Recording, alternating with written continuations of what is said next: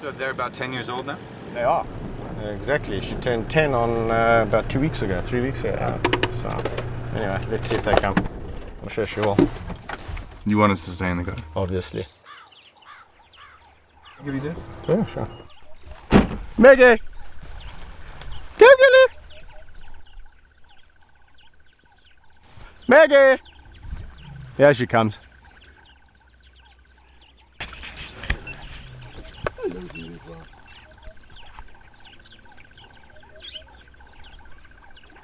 How you want, sweetie pie? Slowly, slowly, slowly! Oh wow! Where have you been? Where have you been?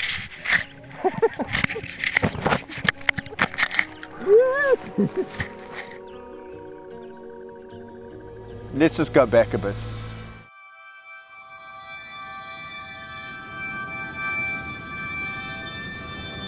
I lie down there next to them and I just think, you're just so beautiful.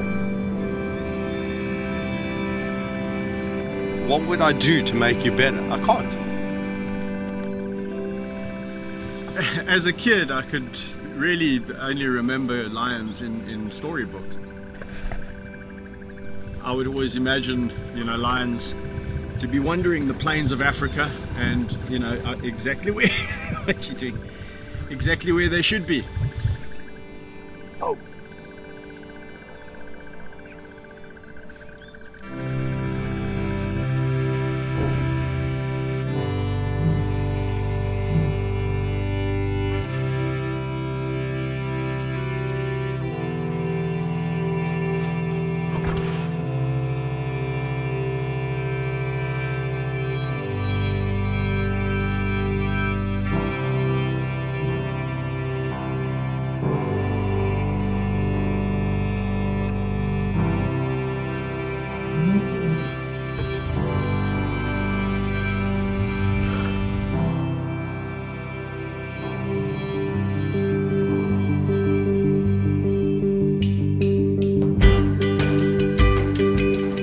Give them a good chin scratch.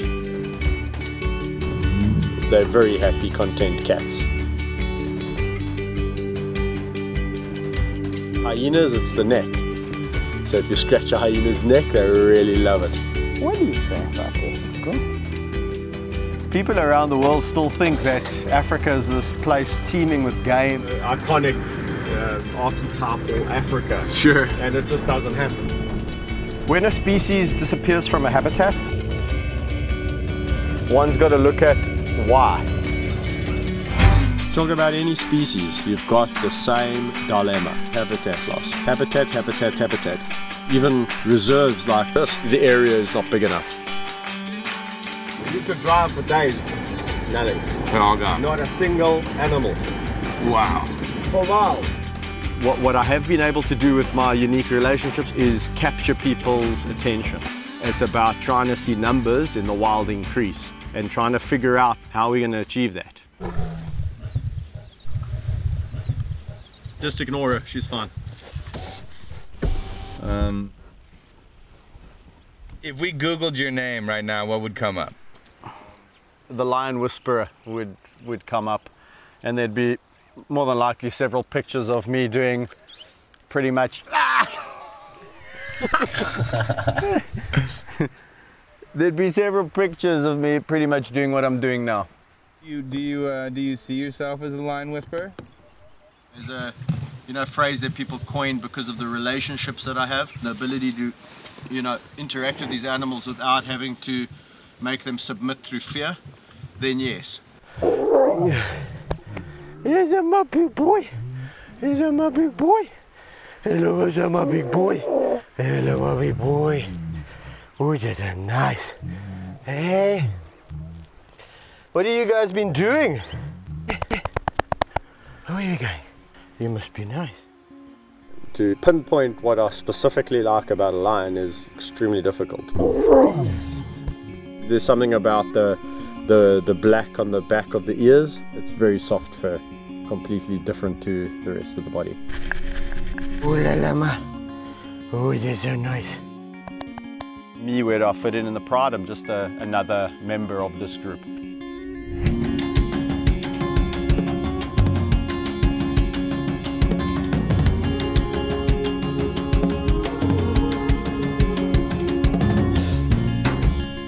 lions don't really have a strict hierarchy like most would imagine. Whether it's a male or a female, I don't know how they see me, but I definitely fit in as a lion.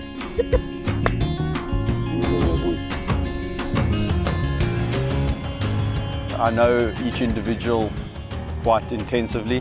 That's my job, to get to know each character and to get to bond and relate to certain characters. Obviously, like people, you're going to relate to certain individuals better than others. The other one's got the camera. Well, hyenas are really interesting animals because, unlike lions, they do have a strict hierarchy. Completely misunderstood, where everyone thinks that they are just smelly, rotten scoundrels and scavengers. They do not smell, they're not rotten. And the interesting thing really is that the lowest ranking female ranks higher than the highest ranking male, if that makes sense. So it's quite an interesting little society. So I'm just going to get a job, I'll walk around with them, walk a bit with them. I'm going to introduce you guys. Let's go and see the others. Come.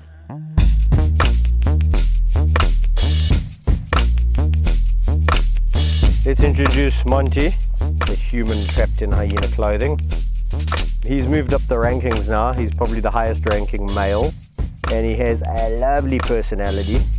This is Woody, and Woody is the second highest ranking female. She's below Gina, the one chomping over there who won't give me the GoPro back.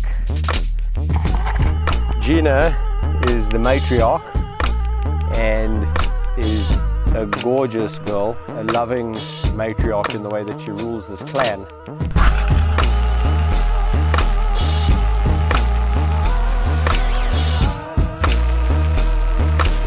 With the hyenas, you've got to be pretty high up in the ranking. With some clans, I've found in the past that I'm right up there, literally on a par with the matriarch. And then in other clans, I scratch my head. No, Gina. Having worked with them for about 13 years, I'm only beginning to scratch the surface. The lions would kill me if they heard me say this, but for survival, I would rather be a hyena.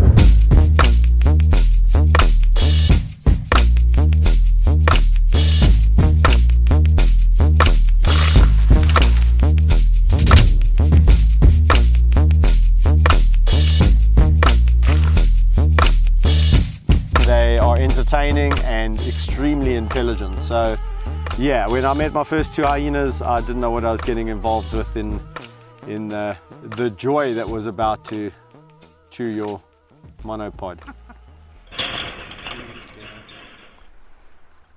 I'm gonna try and see if I can conjure. Where's Woody? Oh yeah, they are. They're hiding behind this bush, huh? Keeping an eye on us. Why are you two being so naughty? Oh yeah, my gully. They're almost like saying, you should be here. 1, 2, 3.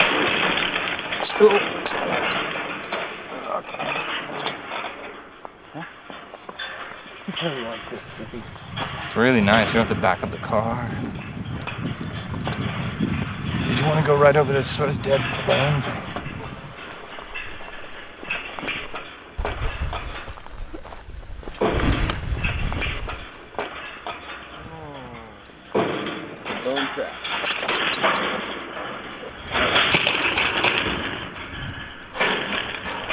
How about their personalities? Like they have such a cartoonish like face and character. So people generally see a friendly side and they go, ah, and it lulls people into this false sense of security.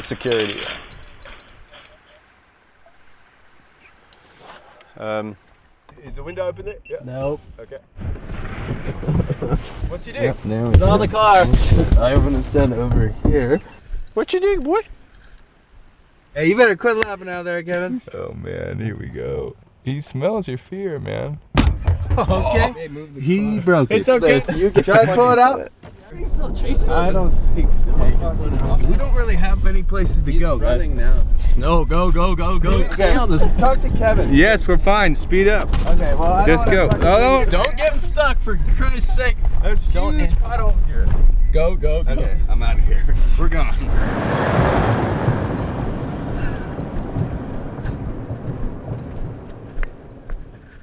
The interactions have always been boisterous. They've never bitten. People go, well, how do you know that one day is one day, you know? I've seen people with incredible relationships and it ends in tears. Because I know them, I don't react. So I've almost learned to detune my reactions. Slowly. But you tell somebody, don't react.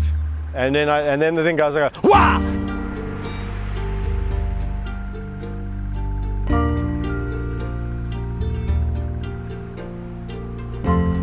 Meg and Amy, since the day, you know, literally they opened their eyes, they were jumping on me.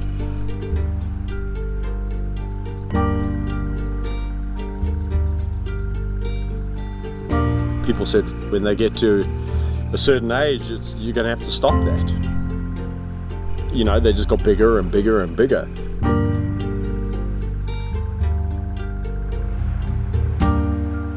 The most incredible thing about them is how we met. I know their mother intimately, and she didn't want to look after them. Picks them up by the scruffs of their necks and dumps them in the water bin. I grab them out the water and hand raise them. No two lions are the same. To me, it's like looking at two different human beings. Meg is more outgoing, and Amy is a little bit more dependent on Meg. They are a fantastic duo, and yeah, they've lived a really incredible life. They've seen more places than most wild lions would ever dream about seeing. You have one son, right? I do. And you're expecting another child? I am. Son or daughter? A daughter. For my kids, what I really hope the legacy will be is that they have something to go into pertaining to the wild. As a whole, lions are not doing well. They've declined down to miserable numbers.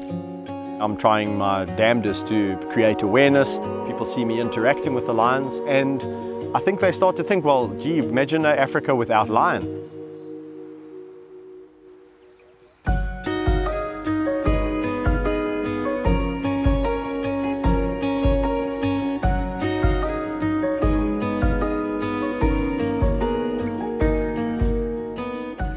If we carry on along the same path, we will not see lions in 20 years. When my last lion dies here, we'll probably be talking about the last lions been seen in the wild. We don't need clever humans coming in and telling the animals how to do what they know how to do naturally. Giving back habitat and restoring habitat. That would be utopia. We want to set a precedence to tell the world that we love our iconic species, being the lion, and we're here to protect it.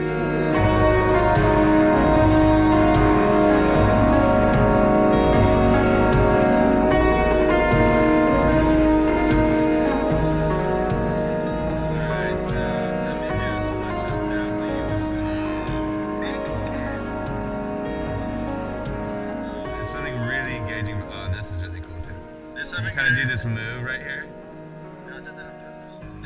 It's really cool. Watch, the cat's gonna look at the camera, and then you're gonna look at the camera. She's gonna look at it again here. Yeah, like this cut right here. And then you look at it.